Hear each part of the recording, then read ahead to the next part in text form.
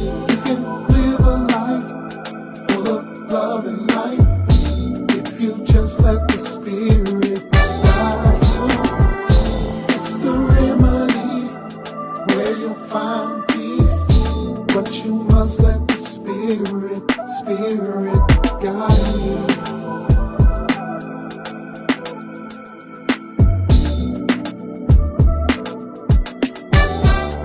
Who made y'all priests? And we back.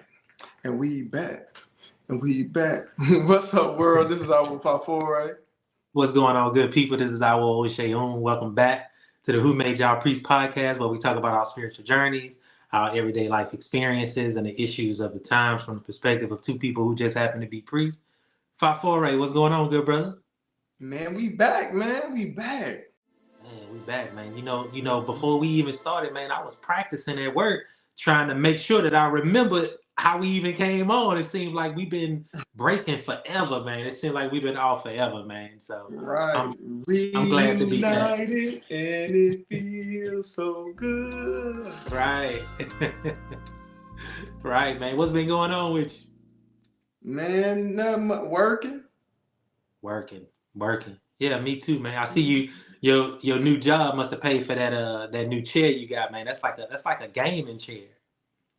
So I don't know how people know that, but yeah, it is a gaming chair. But you know, it's comfortable. You know, I feel real good in this. You know, I feel real official when I be at my work desk. You know what I'm saying, doing my work. Yeah. You know, but no, they ain't pay for this. No, I had to pay for it. But I had bought a desk and a chair being cheap during COVID, because I'm like, I'm only gonna need it for like a few days. We going back. Right. And so literally it was in my box, in my living room for like, or not my living room, in like the dining room area for like 7-8 months. Oh wow. And cause I kept thinking like, man, I ain't gonna spend the time putting this together, waste the money on this. We're gonna go back in. And I got tired of working on just a little laptop, so I went in and put it together. And well, that turned into 2 months. I mean, 2 years, my bad. It turned into 2 years of being out, and then after that, only going in the office a couple of days a week. So I said, you know what, man? Since I ain't really going in the office, let me go ahead and get like a real chair. I'm about to get me a new desk. But yeah, man, time for me to be official. So let me ask you a qualifying question, because you said something in that story that don't really sound like you. So I just want to ask this question just so that I'm clear. So you put the desk together? Yeah, I actually put the desk together. Because you know that's way outside of your wheelhouse right there, man. If y'all don't know anything about Fafore, he ain't putting nothing together. He ain't trying to put nothing together. Oh yeah, no, that's not really a part of my testimony, but every now and again, you know, it be necessary. So yeah, we go ahead and do it. So you know, one of the things that we talk about when we introduce the podcast, we always talk about that we're going to be talking about our spiritual journeys, our everyday life experiences, and the issues of the time. Well, the issues of the time seem to have burst to the forefront. One of the main things that happened just recently is that the Supreme Court ruled that presidents have immunity. Now, this was something that I assumed anyway. That was something that I assumed, because in that position, you have to send people to war. You have to call for people to be killed, whether they are enemy combatants or not. You still have to call for people to get killed. So I was always under the assumption that that office had immunity. Otherwise, you could be prosecuted for many murders. What's your boy name? Helter Skelter. What's his name? Charles Manson. Charles Manson ain't never killed nobody. He might have called for the murders of people. So in that vein, the U.S. presidents would be prosecuted under the same law. So I've always assumed that they had immunity. I just think that there's a lot of political things going on right now. This battle between the Democrats and the Republicans, or Joe Biden and Donald Trump, and I think many people come into the understanding that Joe Biden probably can't win, and so I mean they putting out all the stops, man. What'd you think about it when the Supreme Court ruled? So here's the thing. Initially, I didn't feel any type of way, right? My undergraduate degree is in political science. So I knew on paper the president didn't have immunity, but in practice, like, why are no U.S. presidents, ever getting accused of or being found guilty of any war crimes? It seems like that's only something that happens to presidents and heads of state and other places, right? So just like you, it's not that I assumed that they had, I knew that they didn't, but like I said, in practice, they're not going to jail for anything. So it's nothing that I thought about. But then here comes social media. Now everybody is a pundit. Everybody has an opinion that they're expressing online. And I'm good with people having opinions, right? The problem is, as we always say, through the lens of two people who just so happen, or the perspective of two people who happen to be priests. So when I sit from an unemotional space, when I go to the middle and I look at both sides, this has turned from all presidents have immunity to Trump has immunity. Because all the people who I've personally seen on social media have been anti-Trump. Right. And so the headline will be presidents have immunity, but when the person gets to speaking, all they talk about is Trump, right? And so it's another time where I see how, what's the word I'm looking for? Disingenuous people are. Mm. And I'm gonna tell you what I mean by that.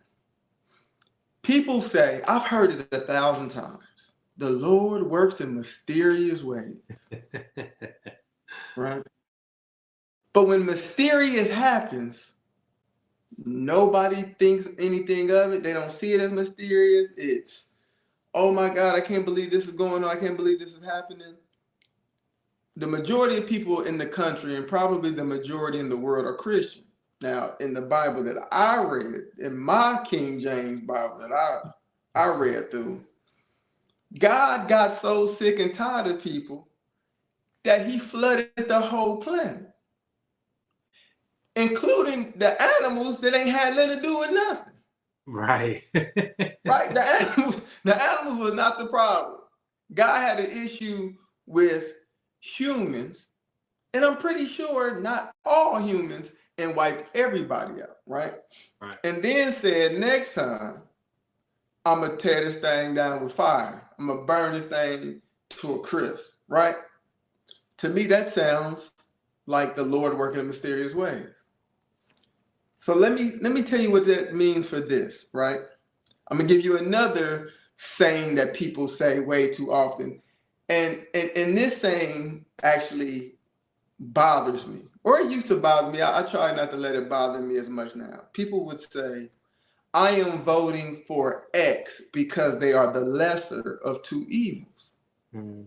Well, as far as I know, evil is evil, whether it's lesser or not. If you consider yourself a follower of Christ, or if you consider yourself a follower of Arumala, there is no lesser of two evils. Evil is evil, period. Right. Mm-hmm. Right? So if you are voting for the lesser of two evils, you are voting for evil. So this is how I see the Lord working in mysterious ways. What I'm going to do is I'm going to give the president immunity. So all those lesser of two evil people have to really, really think about the evil that they're electing. Mm. Because now you know that, oh, I'm electing or I'm voting for evil. And this evil, even though it may be the lesser of, is going to have immunity for any crime they commit while in office, as long as they're saying, I don't remember the specific wording, but basically it's a part of their role as president, right? Mm. So now you got to pay very, very close attention to who it is that you're supporting. And if you feel like they are an evil, lesser or not, then you got some choices to make. Right. And so I see it as along the same lines of the flood, or even like with the Canaanites, right? When the Hebrews were on their way to Canaan, they said God said kill everybody, man, woman, everything, animals, kill it all. And God pulled up on the scene and was like, "Hey, what y'all doing? What's that over there? I see y'all got animals, and who are these random women and all that?" And opened a hole in the ground and sucked everybody in there. I see this along the same way. It's the Lord working in mysterious ways. So now, if you want to keep choosing evil, then hey. So let's talk about the Constitution just a little bit, right? Like I'm not a big political person. Like I've never been really into politics. I recently started listening to talk radio. I say recently, probably within the last 8 years or so, listening to I listen to conservative talk radio. I've already heard enough of the liberal stuff. I grew up listening to the liberal media and all of that. So now I listen to conservative talk radio to try to get a balance or listen to both sides. Because what I find is that most people let McDonald's tell them about Burger King. A lot of people allow Democrats to tell you what Republicans are doing, and we don't listen to what Republicans are saying Republicans are doing. So I feel like we should get a good balance of both sides, listening to both sides. Absolutely. So from my understanding, it was believed that all presidents have always had immunity based on the Constitution, and that what the Supreme Court did was interpret a part of the Constitution that may have been vague, and that's all the Supreme Court does is interpret the Constitution or parts of the Constitution that may seem vague to some people, that they may be saying that this is not what this means. So let's figure out what this really means. Now I can't tell you what part of the Constitution that conservatives were referring to when they were saying that all presidents have always had immunity as long as the actions performed were within the parameters of their office. So it was my understanding that was always the case, even without knowing that. I've just always assumed that the president of the United States had immunity because you never see them go to jail for anything. Like you say, you never hear them brought to court for war crimes or anything like that. So I've just always assumed that there was some immunity there. I think that we are not familiar enough with the rules of the game. Regardless of how we feel about the things that happen in America, the rules of the game are in clear sight for us to look at and play the game. It's the same thing with the tax code. You know more about the tax code than a whole lot of people know about it. But the fact of the matter is the rules of the game are clear for us to see. I don't know those rules. You know those rules because you've taken the time to read them, study them, understand them. But the rules of the game are in clear sight. They are in clear sight.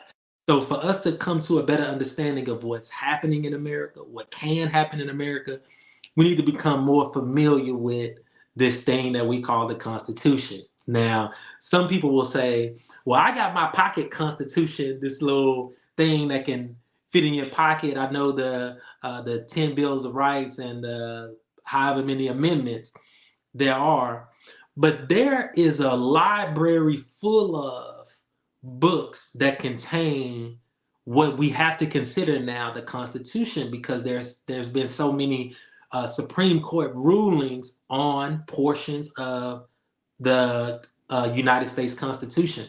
So the rules of the game are vast. They're vast. And so we have to come to a better understanding of what those things are. Now, honestly, I don't care who the president is. I would like the gas to be cheaper. I would like food to be cheaper and those type of things. But in my everyday life, directly affecting me, I've never cared about who the president is. I think we should be more concerned with our local officials, and that's something a little bit far out for me. Yeah, absolutely. We should definitely be more concerned with what happens locally. A couple of things that I have an issue with in regards to people in politics. People are grossly biased in politics, like grossly biased. I've never heard anybody that I know personally, or even some of these pundits out here who are like super, like, let's say, pro-Obama. I never heard any of those talk about, the record number of bombings, under, his presidency, all those innocent women and children who were killed. Like we talked about, last season when we talked about the Israeli-Palestine war. Like, people would have a big uproar about that. But then what about innocent women and children in basically the same area of the world, having to endure those same hardships because of bombs that were dropped under Obama's presidency? Nobody cared about that. Mm-hmm. To me, that's a problem. Right? Again, with this whole thing with the presidency, the immunity, the people I hear talking about it, they mention it, and then they only speak to the fact that Trump is going to have immunity if he's in office. How about everybody, anybody is going to have immunity if they're in office? Right. Biden has immunity now. Exactly. But you only mention that because you're anti-Trump, right? Right. In E5, we talk about how detrimental it is when you are led by emotions. Like you said about you don't really get into the whole presidency thing. I see it as two different sides of the same coin. It's a hustle either way. And the majority of the people are going to lose no matter who sits in office. Why? Because the majority of people have lost no matter who has been in office since George Washington. But people don't know that. People don't realize that. We don't read, we don't study, we don't look at numbers or statistics. There's, like the things that you brought up, the practical things. Inflation is through the roof. Groceries are ridiculous. Gas is ridiculous. Inflation is far outpacing wages. Try to buy a house now. Most people can't afford to buy a house. Most people don't even have enough savings for the down payment, let alone, whatever the mortgage payment is going to be. So those are things, your basic needs, food, water, shelter, your ability to make money. Those are the things that we really should be kind of harping on. And instead, we get into these emotional battles of who makes us feel better, even though that person being in office won't make us better. Right. So hopefully, this whole thing coming to light will make people really take another look at who they're supporting. Right. Yeah. So what we got next? I mean, we could talk about that all day. Right. Yeah, we could go back and forth with that over and over.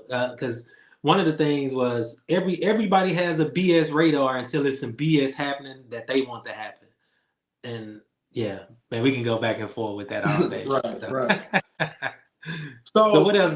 What else has been big in the news? So another thing that comes up that it irritates me. And I don't even know. Well, I do know why it irritates me, but it's something that shouldn't irritate me. But it's been big in the news.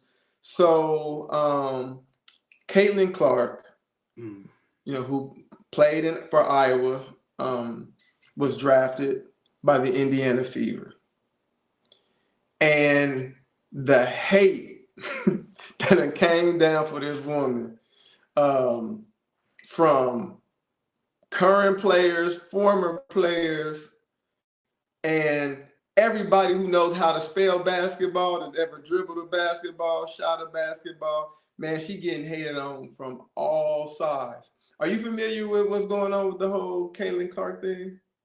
I have seen some of the videos. You know, I'm on TikTok, so I've seen some of the videos and things that they've been saying. Especially something about her playing on the Olympic team and those type of things. But this is what gets me though, is that women, not all women, but women will cry about how they are not making the same amount of money as the men are making, even with the understanding that they don't sell as many tickets, they don't sell as much merch.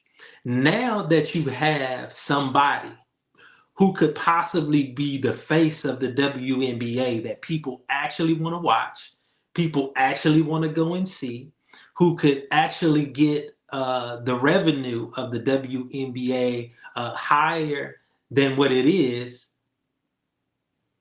Man, I feel like women really don't support women. I think women say that they support women or they want to support women. They have these women groups and women's circles, but when it really comes down to supporting something that they could actually be supporting, like they could have those arenas filled up with women every single night that the WNBA is playing, but they don't. So I don't understand it. I don't understand it.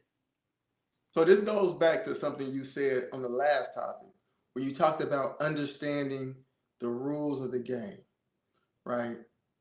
The rules of this game is money.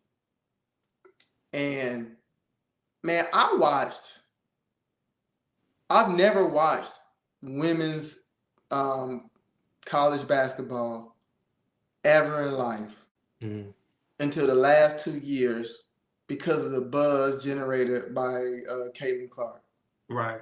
Matter of fact, I have watched more women's basketball games, NCAA games, in the last 2 years than I've watched the men's game. Right?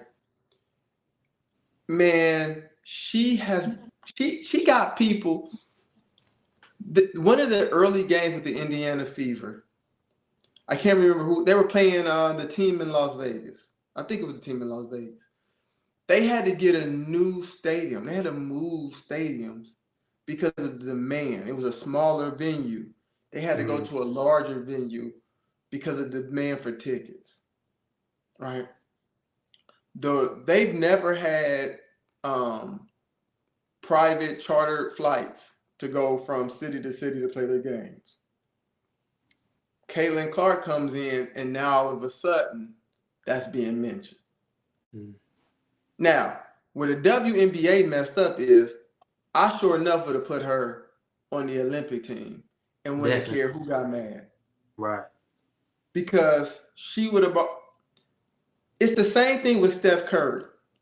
When Steph Curry started killing in the league, people flock to Steph Curry because Steph Curry physically looks like a regular dude. You know, he's not tall by NBA standards. He's tall based on, you know, average man height, but he's not tall by NBA standards. He's not big, you know.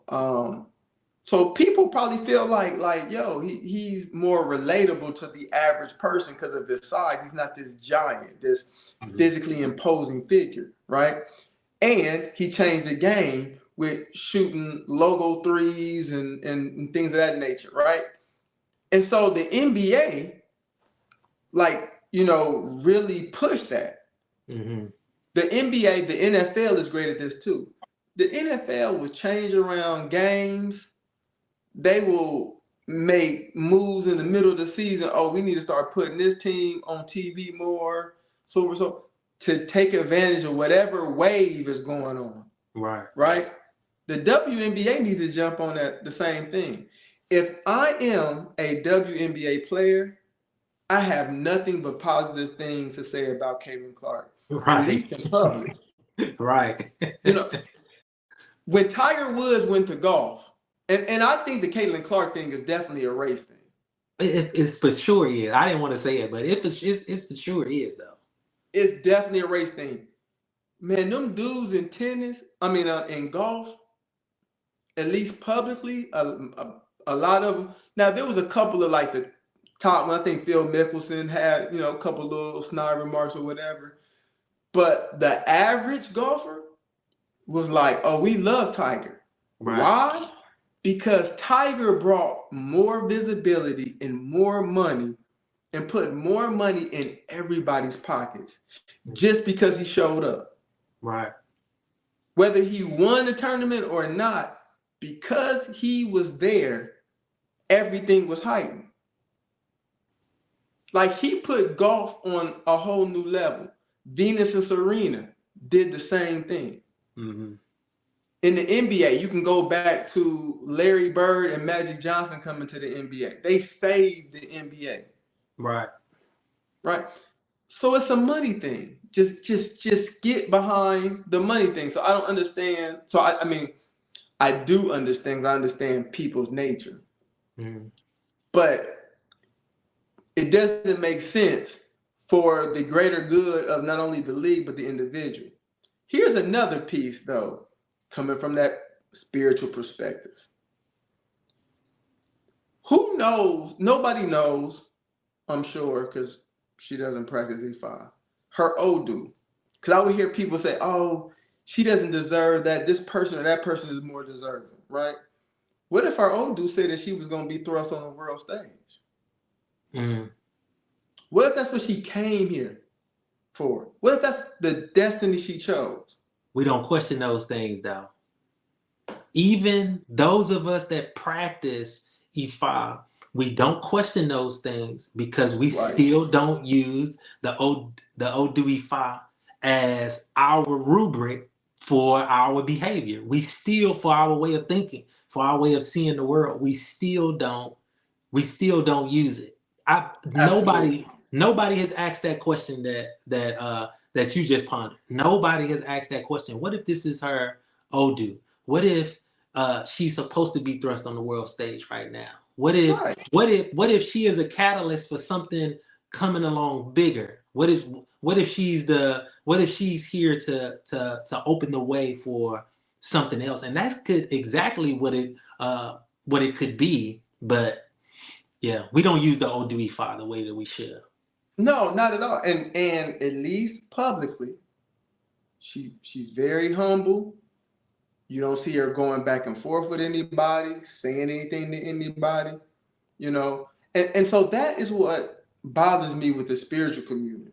Because I see people who are a part of the spiritual community who have their Ishefa, who at least have, through close proximity, has an understanding of the teachings of E5. But we'll say things like, oh, this person's not deserving. Oh, somebody else should have this, that, and the other. I mean, that's taboo for you to even be doing all of that, for one. Right. And again, you don't know her Odu. Or what if the woman who you were saying is more deserving, has a karmic debt that she's still trying to repay?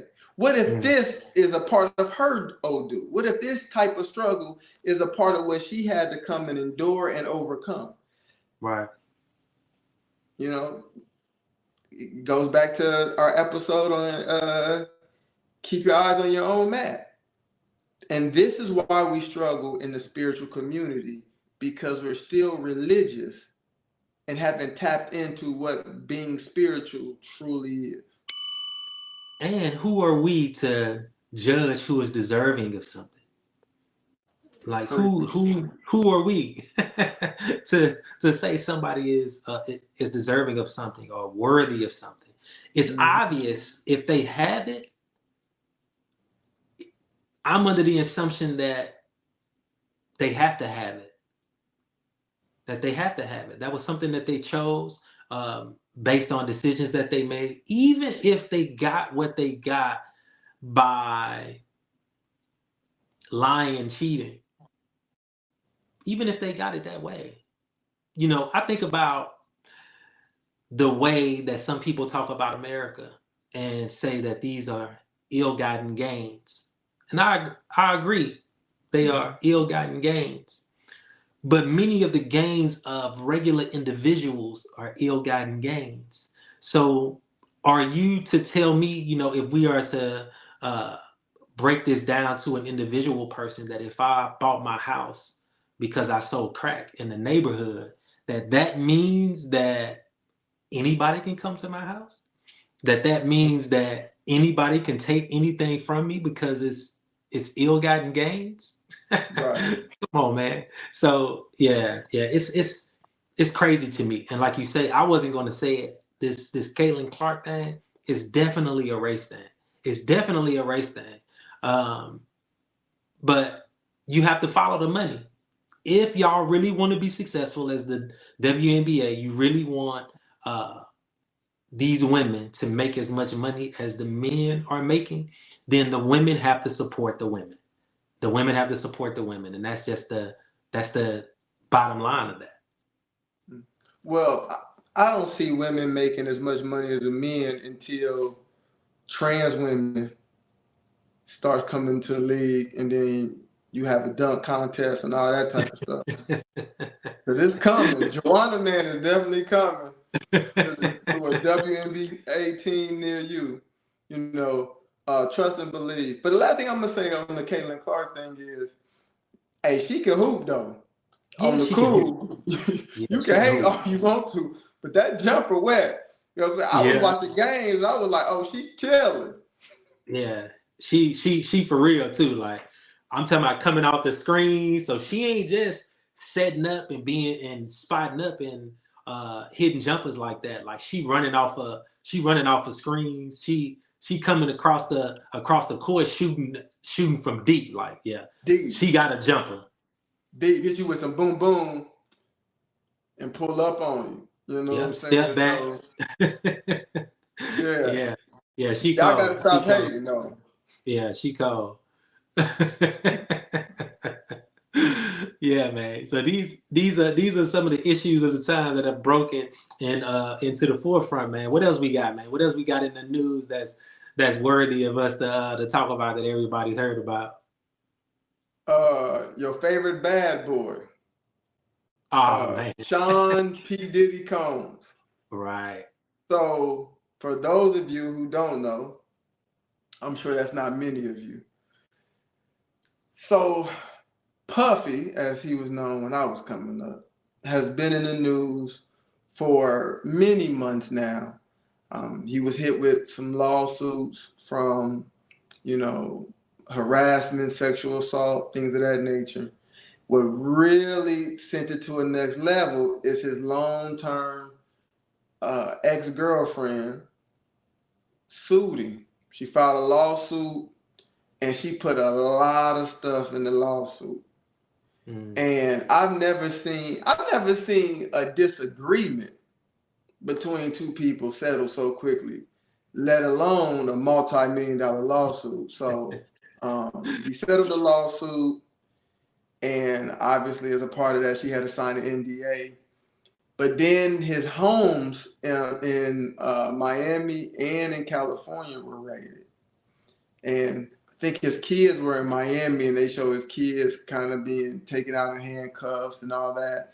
And we've seen some pictures and some videos of Diddy walking around looking shook, looking real disturbed with what's going on at the time. As a result of this, though, and to me, this is reminiscent of the Suge Knight thing. Like, nobody smacked Suge Knight before he got arrested. Nobody smacked him. Nobody raised their voice at him. None of that. After he got arrested and sentenced, everybody was on the podcast talking about their story when they smacked him in the mouth, or they punked him, or they did this, that, and the other. None of that happened when he was free, but now he got punked by everybody. So now with the Diddy thing, everybody's coming out with a Diddy story. Everybody hitting the podcast. Yeah, I knew Diddy was like that. Yeah, that's why I ain't never want to go to any of his parties, which they probably was not even invited. Or, right. Yeah, we went to the party, but, we always left early. You got to leave them parties early. Like, everybody has something to say about Diddy. But then when things seemed like they were kind of, I guess, dying down a little bit, CNN released a video of Diddy beating Cassie in a hotel. Mm-hmm. And the video was like 10 years old.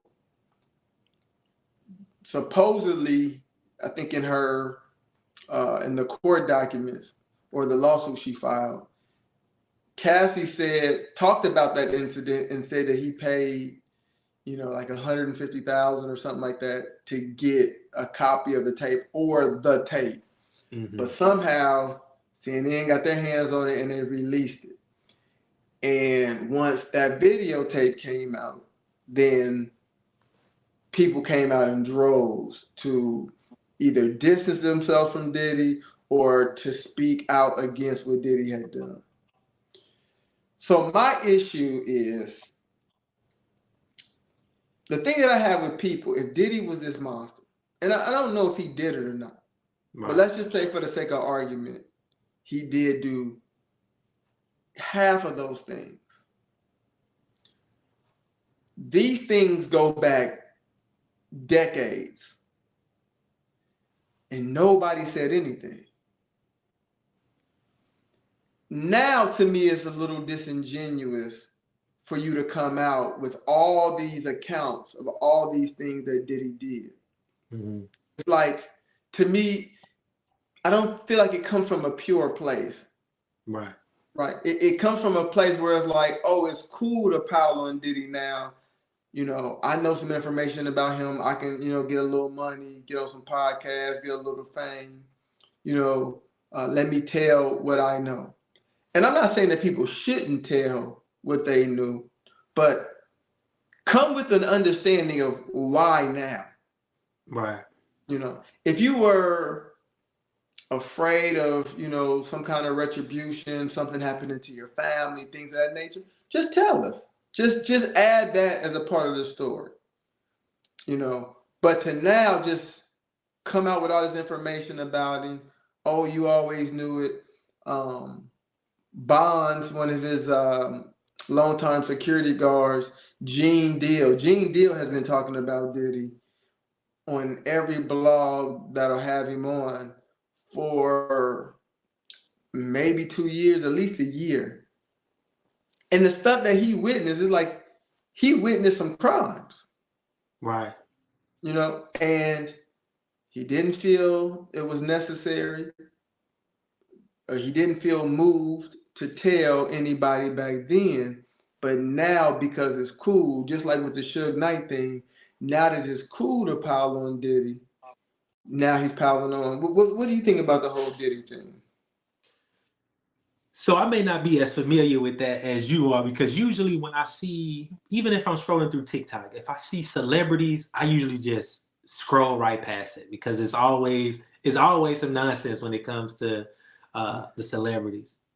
But I agree with you. if you had all of these people who have witnessed all of these things that they say Diddy did, especially if it had to do with sexual assault against women or men, uh, I would think that some of those things would have came out back then. If you're familiar with Dante's Inferno says that there's a very special place in hell for people like that who don't stand up against the evils that they claim that Diddy perpetrated at that time. If you knew those things were happening, especially like I say, the sexual assaults, whether they were against men or women, and you knew those things were happening and you didn't speak out, you are just as guilty as Diddy is, just as guilty as him. Now I know that Diddy had a lot of money or has a lot of money, and he can make a lot of things happen. So I can actually see people being afraid to reveal the things that they've witnessed in the presence of Diddy. But now, like you say, I mean, people are coming out in droves. People are starting to say no Diddy, and all of these type of things surrounding whatever it is he's going through. Um, I even heard someone make it seem as if P Diddy was just like your boy Epstein, Right. and Epstein Island. They were kind of comparing those two, like his sexual assaults went back that far. I mean, it was crazy. Now I did see some of the videos of like P Diddy sitting next to Mike Tyson, and him trying to kind of be touchy feely with Mike Tyson, and even Mike Tyson looked kind of uncomfortable. Like he wasn't the raw like how he normally is. He just seemed kind of uncomfortable, like this is the devil for real. Like this is something that you can't beat. So like I said, I'm not as familiar with what's really going on with Diddy. I did see the video of him chasing that woman, beating that woman, but AI is a fool right now, so I don't know what to believe when these videos come out. I mean, I don't know what to believe anymore when these videos come out. I'm waiting for one of us to be on a video now with them saying we done did all kind of things. So I Right. mean, we ain't Right. famous enough yet, but yeah. Yeah, but here in a little bit, we're gonna be the Gilly and Wallow of the spiritual community, and then maybe then. But Yeah. yeah, man, I be like that too. When people be sending stuff and somebody talking, they saying something crazy, I be like, how do we know this is real? Right. But man, yeah, that the thing with Diddy, man, we always say when we do readings for people, it comes up a lot, that like attracts like. So if he was doing these negative things that people have accused him of, well, we know at least on that one occasion that he did, abuse Cassie. But if it was ongoing, if he had done things to, they talked about his other kids' mothers, that he was abusive to them and other women. If he did that, if he extorted people, blackmailed people, they're claiming that allegedly he recorded all this stuff and he has all the information on people, and they're saying, and I say it's the people in social media world, or that's where the whole Epstein thing is. Oh, he has all this blackmail stuff on people because he recorded everybody and all this. If he's perpetuated these negative things, then it makes sense to the experience that he is having now. Right. Oh, definitely. I would caution people, though, that the negativity that you put out, at some point, like they talk about karma, that action, it's going to come back. And so things will go out, they'll flesh themselves out the way they're supposed to, and Diddy will suffer whatever consequences. But I wouldn't be surprised if there were consequences as well for all these people who have these stories of Diddy doing all these illegal acts, and they Right. said nothing. You know, if I was those people, I wouldn't feel safe, and I would stop going on these, publications, these podcasts, and things of that nature, and saying what I know. Right. They should just stop that, right? Because you're really making, for people who are really sitting there unemotional, unbiased, and listening. I'm hearing, so you are an accessory to a crime, to Exactly. multiple crimes. Right. So especially with Gene Deal, he seemed like he was around. Let him tell it for every negative, illegal, disgusting thing that Diddy ever did. From the time he became Puffy. So yeah, man, it's a bad thing all around. My heart goes out and I empathize with everybody involved. You know, even if Diddy did those things, we got to understand that it came from somewhere. He didn't just make it up, right? And Mhm. so everybody's a victim, even if he I can't even, what's the word? Uh, Perfect. Perpetrated. There you go. Perpetrated these things. He's a victim as well. Because he got that from somewhere. Hmm. Whether it was something that he learned in the household, something that he watched, something that he was a part of.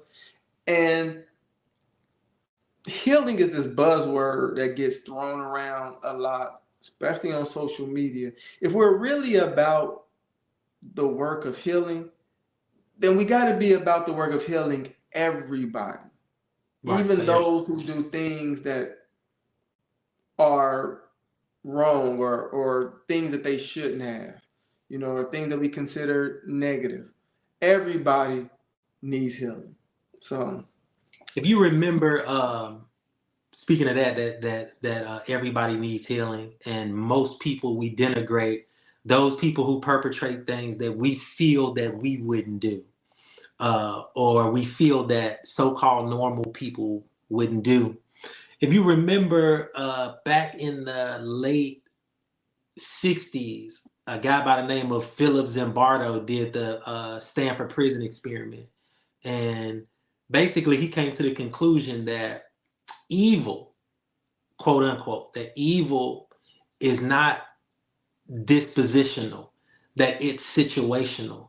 That if you find yourself, that we all have the template to perpetrate evil, and that if we find ourselves in the right or the wrong circumstances, however you want to define that, that mm, those things are turned on.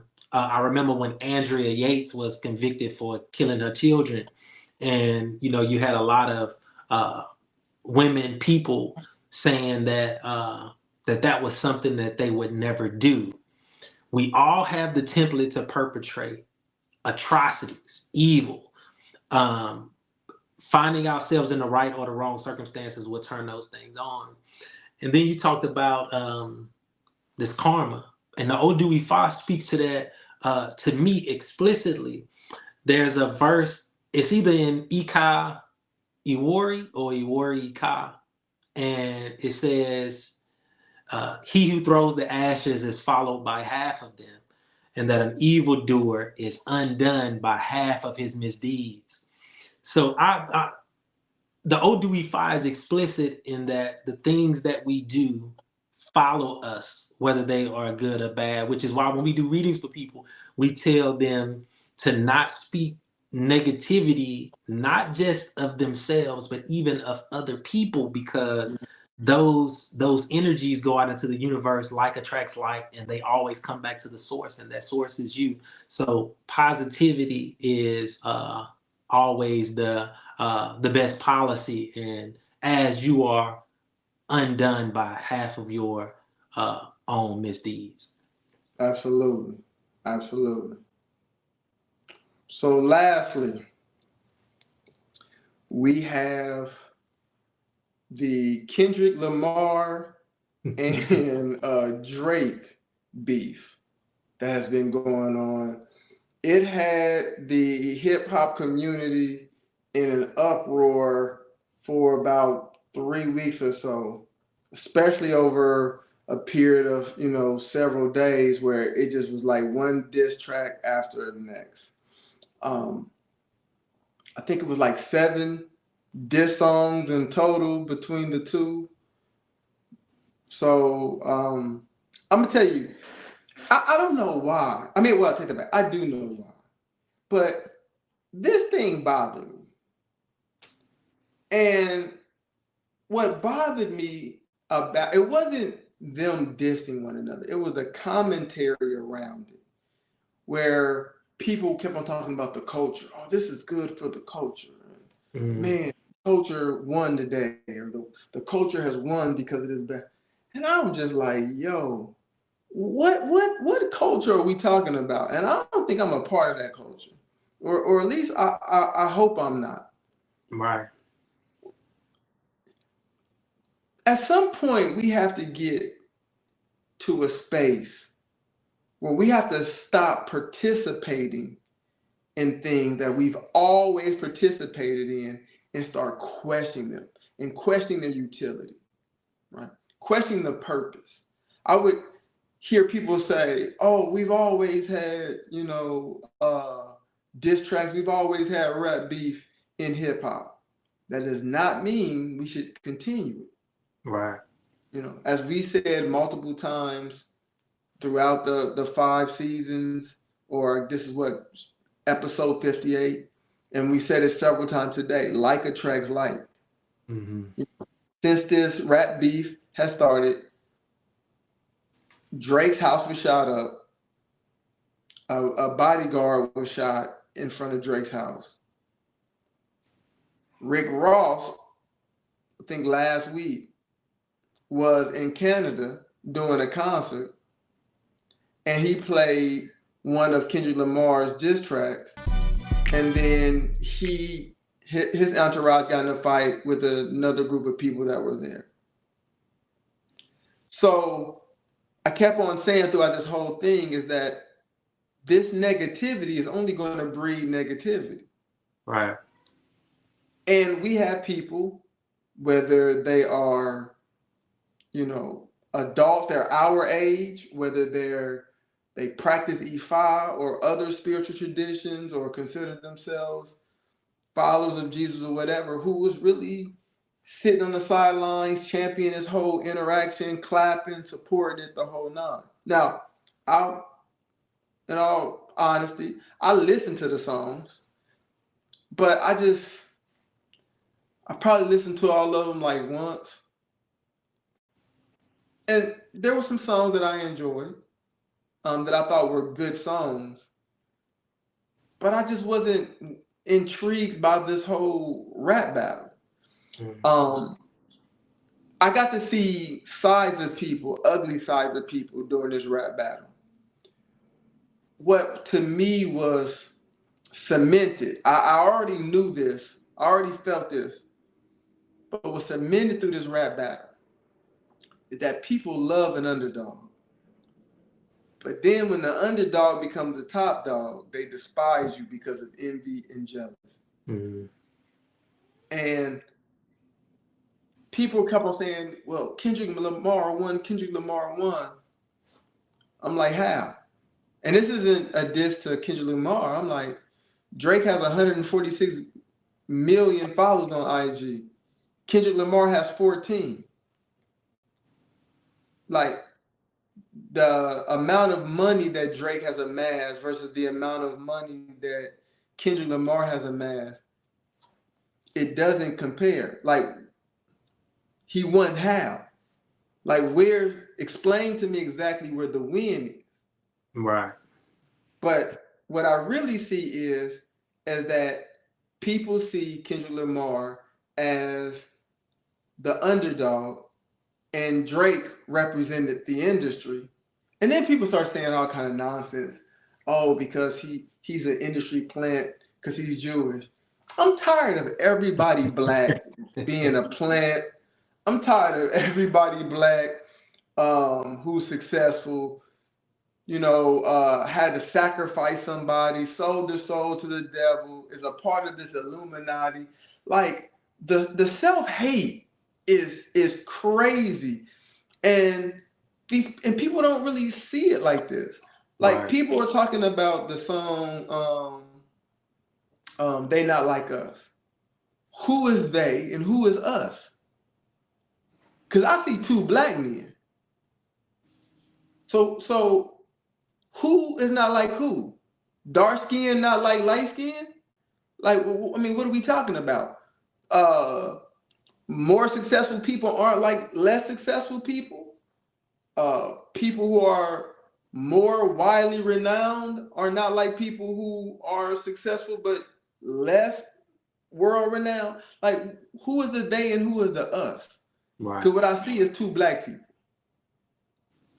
And I was really, and usually I am a pretty emotionally stable, in the middle. But I hadn't been that disturbed by something since Biden beat Trump and black folks was out in the streets crying. I was like, wow, we have gone to new lows. Our ancestors is really contemplating whooping all of our asses for that nonsense. Like, so yeah, I just think hip hop needs to grow and evolve. Hip hop is childish. Hip hop is 50, just turned 50, but it's like I said in the post on Facebook, is acting 15. Hip hop has not grown, has not evolved, has not matured as an art form. It's actually devolved over the years. And it's like nobody cares. Or something as simple as this rap beats back and forth with all these songs, everything is forgotten. And then you had all these, then you got people, and this bothers me too. When I see people who have not achieved personally a level of greatness in anything, talking about other people who have achieved a level of greatness, to me, that is the highest form of hate. For anybody to call Drake trash is hate. For anybody to call Kendrick, for that matter, is hate. Now, I used to have a debate with a friend of mine back and forth.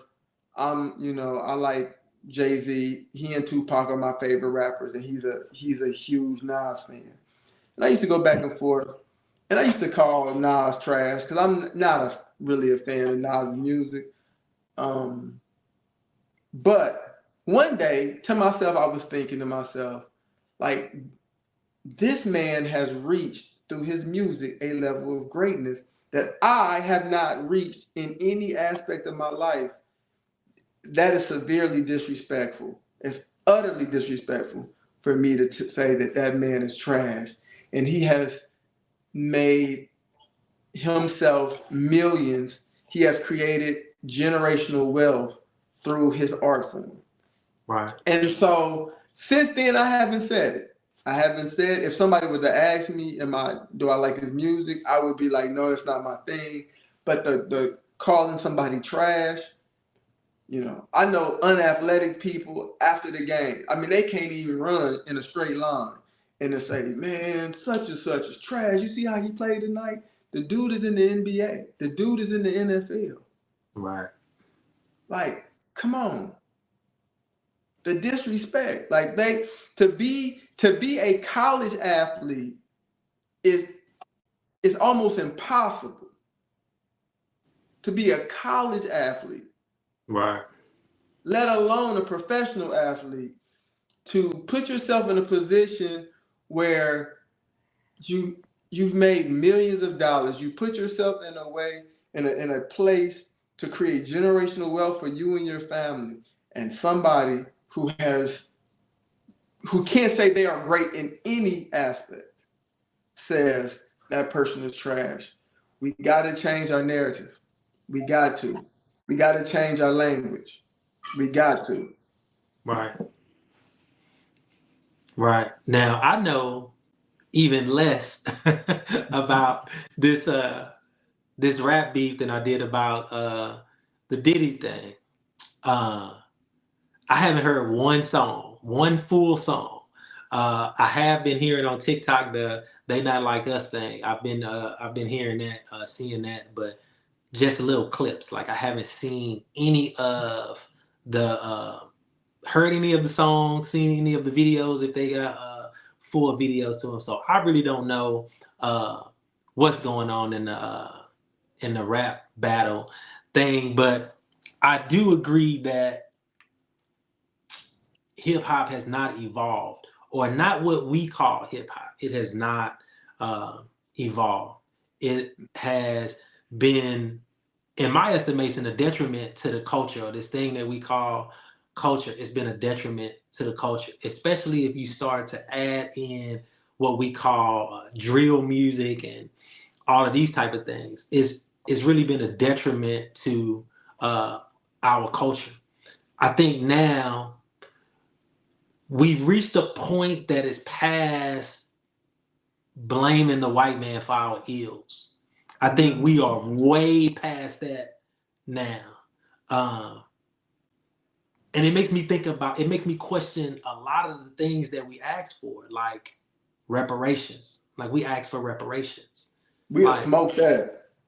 yeah, and we don't deserve it. Not as a whole, as a community, we don't deserve it. Like we are not making our ancestors proud. They did everything with nothing, and we have everything and do nothing. So I just don't see it happening. I don't see reparations happening for us. Uh, I'm tired of blaming the white man for our ills. I'm tired of blaming America for our ills. If we really believe that this is a destiny that we chose, or that we are all individually walking a destiny that we chose, and if we believe that us as Black people, that we too are walking a destiny that we chose, then who can we really blame? Right. Who can we really blame? I really think we are past that. That we are past that. Um, I should. Now I will say that I've never really liked Drake. Like that's not my type of music that I listen to. So I've never listened to a Drake album. If I've heard anything from Drake, it's been uh, you know in passing. I think I've been in the car with you before, and you were listening to Drake, and I told you like, yeah, I don't listen to Drake. I don't listen to that type of music. But to be no, but to be fair though, I don't listen to Kendrick Lamar either. Mm-hmm. So I mean, that's just not my type of rap or my type of hip hop, whatever you want to call it. That's not. I just don't. I don't listen to them guys. So that's probably why it wasn't a big on my radar, because I'm like, well, I don't listen to either of them guys, so it doesn't really matter. It doesn't affect me. But as a whole, as a community, it's a detriment. It's a detriment to the community. One of the things that came out during this whole thing was the J. Cole thing, and J. Cole apologizing after making one of the diss songs. Now that was something that I paid attention to, because he seemed to feel something in his spirit that wasn't quite right, and he seemed to bow out, like, I'm not gonna participate in this. That was growth. That was a benefit to the culture, and there were many people who were upset with J. Cole when he apologized, but I respected him for that. If that's how he really felt, I respect him for that. Yeah, fully grown adult. That's what made me actually post something on social media about this whole thing, when I saw the backlash that he received. Mm-hmm. And I was just like, man, y'all are miserable, boy. Like, this is crazy. Right. But yeah, I like Drake's music. With all the reading, the studying, the praying and the meditating that I do, I feel like, in order for me to find balance, I need a little something. So I'll listen to some Drake, you know, you know, finesse 2 times, and people Right. like that, in order to bring balance. You know what I'm saying? I You feel know, you. no, we can't be priests of the people and not, you know what I'm saying, and not know what the people doing. So we got to dip our toe in the water and see what the people doing. You know what I'm saying? Right. That way Right. we don't get out of touch. You know what I'm saying? So yeah, I'll listen to a little nonsense. Now there's certain things I can't do. Like I can't watch reality TV. I don't really watch TV like that anyway. Period. I can't do that anymore. Yeah. Funny crazy part is I was watching BMF. This is off topic a little bit. And man, they were doing some killing and all that. And I remember like that was hitting my spirit a little different. I'm like, and I started laughing to myself, like, that's crazy. Because, I grew up watching this type of stuff, but now I was just like, ooh, this is kind of violent. Right. And I'm like, maybe it's just another chapter in my growth and evolution. And the It next is, few man. years, yeah. Yeah. It is. It is, because I say it all the time. I say, man, Ify done made me soft. Yeah, I say it yeah. all the time. I say it all the time, man. Like, man, Ify is making me soft. But this is our call before we went into Igbodu, and even being in Igbodu, and our elders telling us that we need to tap into the feminine and be more feminine, more passive, and more Right. intuitive and things like that. So Yeah. the aggression is not hitting like it used to when we were younger and before going through Igbodu. So yeah, I say Ify is making us soft. Yeah, definitely, man. I just, all the topics that we talked about today, most of it had to do with people kind of picking on people. And I'm like, Mhm. yo, like get balance, get in alignment. Matter of fact, let's talk about what you're doing. You know what I'm saying? Have you taken that daily critical self-analysis? Have you examined your own behaviors? Have you examined your own shortcomings? Have you examined where you fall short, how you need to grow, evolve, and expand? Have you done that? And Right. so that's kind of where I'm at now, man. I love people in general, but collectively, man, we need to do better. Exactly. You know, but it feels good to be back. Man, yeah, this was a good episode, man. We had to fulfill our promise of talking about the issues of the time.